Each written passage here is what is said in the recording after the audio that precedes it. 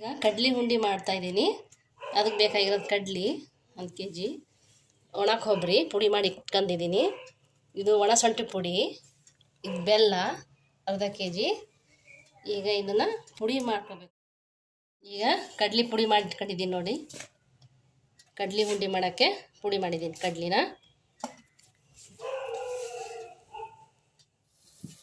ಈಗ ಬೆಲ್ಲ ಹಾಕ್ತಾಯಿದ್ದೀನಿ.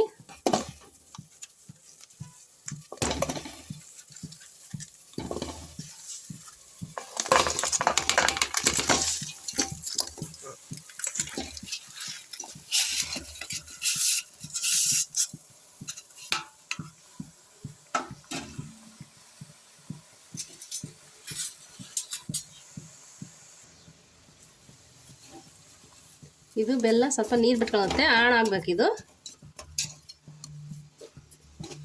ಬೆಲ್ಲ ಎಲ್ಲ ನೀಟಾಗಿ ಕುದಿಬೇಕಿದು, ಒಂದು ಸ್ವಲ್ಪ ಬಿಡಬೇಕು. ಈಗ ಬೆಲ್ಲ ಪಾಕ ಬಂದಿದೆ ನೋಡಿ, ಈ ಥರ ಬರಬೇಕು. ಈಗ ಗಟ್ಟಿಯಾಗಿ ಬಂದಿದೆ ಪಾಕ, ಇದು ರೆಡಿಯಾಗಿದೆ. ಈಗ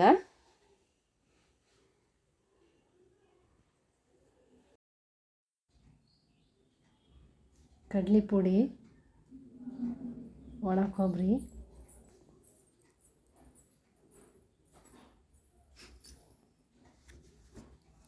ಒಣ ಶುಂಠಿ ಪುಡಿ ಎಲ್ಲನೂ ಚೆನ್ನಾಗಿ ಮಿಕ್ಸ್ ಮಾಡ್ಕೋಬೇಕು.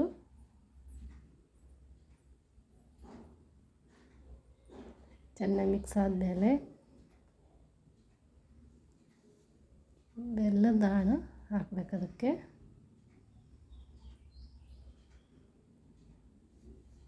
ಚೆನ್ನಾಗಿ ಮಿಕ್ಸ್ ಮಾಡ್ಕೋಬೇಕು.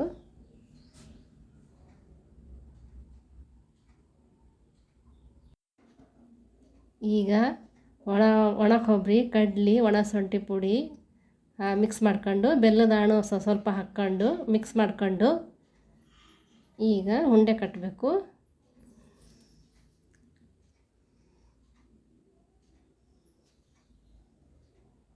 ಈ ಥರ ಎಲ್ಲ ಮಿಕ್ಸ್ ಮಾಡಿಕೊಂಡು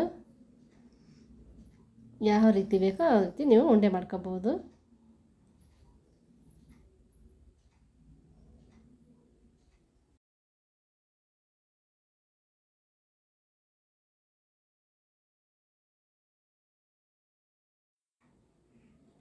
ನೋಡಿ, ಕಡಲೆ ಉಂಡೆ ರೆಡಿಯಾಗಿದೆ ನೋಡಿ. ಈ ಥರ ಉಂಡೆ ಆಯಿತು, ರೆಡಿ ಆಯಿತು. ಜಾಸ್ತಿ ಬೆಲ್ಲದ ಹಣ್ಣು ಹಾಕಿದರೆ ಮೆತ್ತಗಾಗ್ಬಿಡುತ್ತೆ, ಸ್ವಲ್ಪ ಹಾಕಿ ಕಟ್ಕೋಬೇಕು. ಈ ಥರ ರೆಡಿ ಮಾಡಿ ನೋಡಿ. ಕಡ್ಲಿ ಉಂಡೆ ಎಷ್ಟು ಚೆನ್ನಾಗಿ ಬಂದಿದೆ.